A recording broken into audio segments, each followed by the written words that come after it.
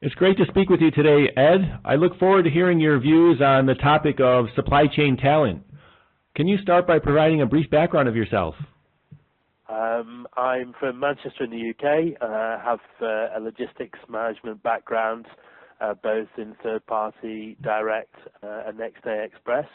I made the transition into global executive search, more especially within supply chain, 13 years ago next week. Thanks. And can you talk about what is the status of the supply chain or supply chain talent today? I think it's difficult. I think companies, there is an increasing trend that's inversely proportionate to the amount of fully qualified candidates is a trade-off between the increasing technical degree of difficulty of the job. So I think some particular techniques which are used now the world over, things like an S&OP, sales inventory order processing, as a means of developing agility within the supply chain, are becoming increasingly difficult. And I think the most important thing is that the industry as a whole is not doing enough, whether that's in Shanghai or in Manchester, the UK, to actually encourage people, male and female, post-graduation, to look at seriously at a career opportunity within supply chain. So how can the profile of being in the logistics industry as a career, how can the profile be raised? I think the opportunities and the avenues that logistics opens up to people is a very exciting one. I think it can go in so many different directions, and that's more especially based around the element of manufacturing, retail, end-to-end, the multi-channel element of what the organization looks at, whatever that company does. And I think it can provide a basis, a really strong opportunity to allow people to develop significant management skills, to actually deliver significant change across a business, but also to understand intimately how that business operates, to understand the forensic nature of cost removal, of making the very best use of resources available, but equally to maximize both the top and hopefully the bottom line within an organization. And why do you believe that supply chain is often an overlooked area of business? I think it's seen as, to be frank, not particularly sexy.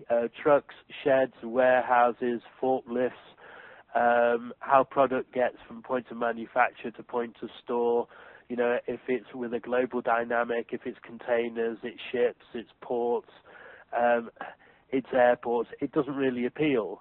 And I think the organizations as a whole, particularly where there are degree courses, they understand it.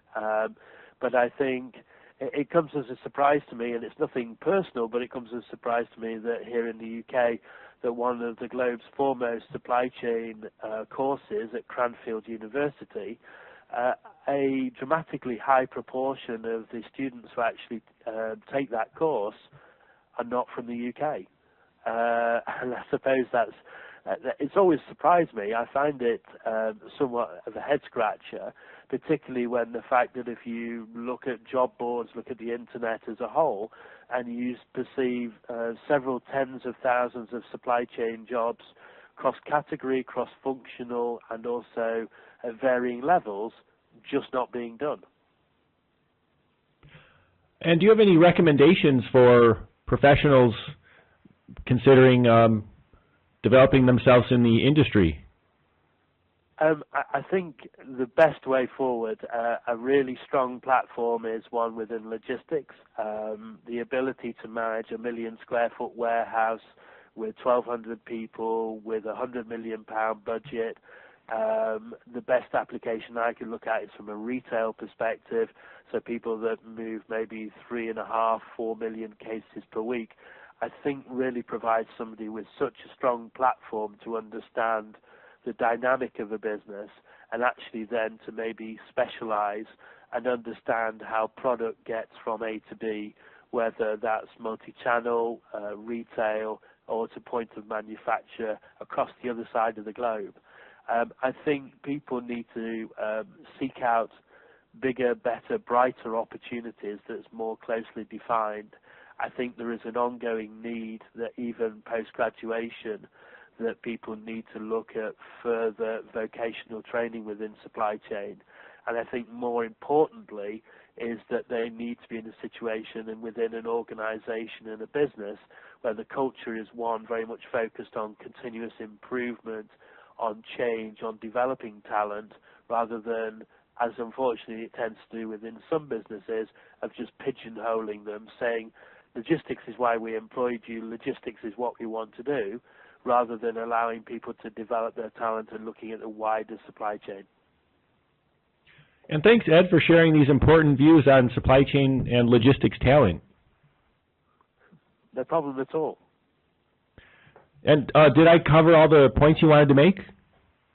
Unless you've got, there's other things, if there's questions, Dustin, that are in your mind, bear in mind you contacted me that you wanted to explore, then absolutely, more than in supply chain. I think increasingly that, companies are looking for more and more agility within the supply chain, Dustin, and I think they're struggling to find it because people don't engage with it from a point of industry, because it's not seen as being, accountancy, finance, whatever. It's seen as being potentially a little bit more positive than working within a distribution environment.